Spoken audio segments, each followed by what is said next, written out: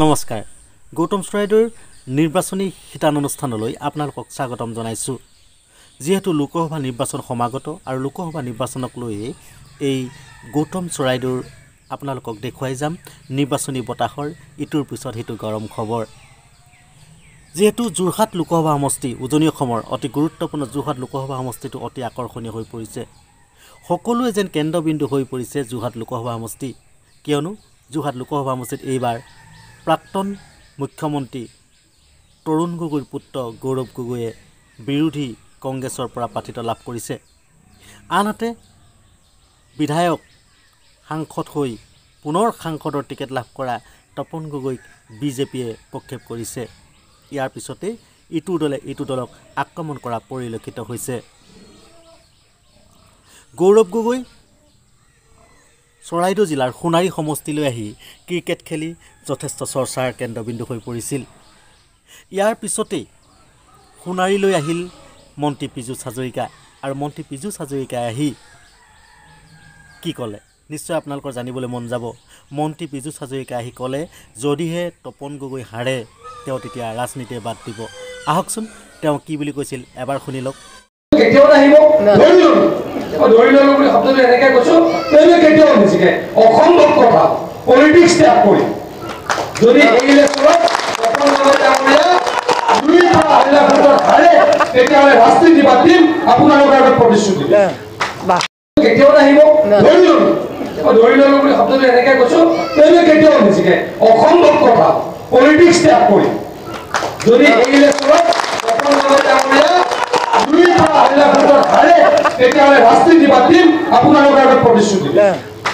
ইয়াৰ পিছতে সংবাদ মাধ্যমত অতি চৰ্চা হৈ থকা এটা বিষয়ৰ ওপৰত মন্ত্ৰী পীযুষ হাজৰিকাই মন্তব্য কৰিছে অতি জোৰদাৰভাৱে এজন দক্ষ সাংসদ হিচাপে ছ'চিয়েল মিডিয়াত প্ৰায় তেওঁৰ কথা যুৱ প্ৰজন্মই মেছেজ সহকাৰে দি থাকে আৰু সেইজন সাংসদেই হৈছিল গৌৰৱ গগৈ আৰু গৌৰৱ গগৈ সাংসদত নৰেন্দ্ৰ মোদীক আক্ৰমণ কৰি যথেষ্ট বক্তব্য ৰখা বুলি চৰ্চা হৈ থাকে ছ'চিয়েল মিডিয়াত এই কথাকে লৈ মন্ত্ৰী পীযুষ হাজৰিকাই বাৰু কি ক'লে মন্ত্ৰী পীযুষ হাজৰিকাই কৈছে গৌৰৱ গগৈয়ে কেৱল নৰেন্দ্ৰ মোদীক আক্ৰমণ কৰিলেই নহ'ব তেওঁ 10টা বৰ্ষ সাংসদ হৈ থাকিল আৰু তেওঁ সেই গৌৰৱ গগৈয়ে তেওঁ কলিয়াবৰ সমষ্টিলৈ উন্নয়ন কি আনিলে কেৱল সমালোচনা কৰিলেই নহ'ব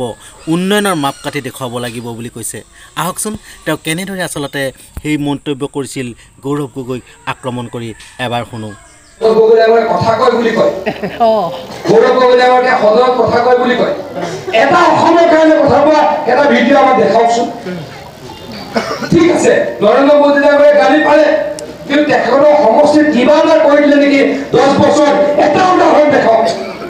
যে মই 14 চনৰ পৰা সাংসদ হ'লো যে অমুকটো কাম মই দিল্লীৰ পৰা আনিলো দিল্লীত বুকু টেবুলত হাত ঢকিয়াই কল্যাণপুৰত এইটো কাম কৰিলো এটা কওক মই আজি কৈ গৌৰৱ গগৈ ডাঙৰীয়াক চেলেঞ্জ কৰিছোঁ এটা ডাঙৰ কাম কওক আপোনালোকৰ সমৰ্থন গগৈ ডাঙৰীয়াই কথা কয় বুলি কয় গৌৰৱ গগৈ ডাঙৰীয়া সদনত কথা কয় বুলি কয় এটা অসমৰ কাৰণে কথা কোৱা এটা ভিডিঅ' আমাক দেখাওকচোন ঠিক আছে নৰেন্দ্ৰ মোদী ডাঙৰীয়াই গালি পাৰে কিন্তু তেখেতৰ সমষ্টিত কিবা এটা কৰি দিলে নেকি 10 বছৰ এটা উদাহৰণ দেখাওক যে মই 14 চনৰ পৰা সাংসদ হ'লো যে অমুকটো কাম মই দিল্লীৰ পৰা আনিলো দিল্লীত বুকু টেবুলত হাত ঢকিয়াই কল্যাণপুৰত এইটো কাম কৰিলো এটা কওক মই আজি কৈ গৌৰৱ গগৈ ডাঙৰীয়াক চেলেঞ্জ কৰিছোঁ এটা ডাঙৰ কাম কওক আপোনালোকৰ সমৰ্থন এনেদৰে এতিয়া তুংগত উঠিছে লোকসভা নিৰ্বাচনৰ ৰাজনীতি দলৰ কথা বতৰাসমূহ আৰু সেইবাবে গৌতম চৰাইদেৱে আপোনালোকৰ মাজলৈ লৈ আহিব প্ৰতিটো গৰম খবৰ টুকুৰা খবৰসমূহ দিয়াৰ প্ৰচেষ্টা চলাব লোকসভা নিৰ্বাচন অনুষ্ঠিত আৰু শেষ পৰ্যায়লৈকে ধন্যবাদ।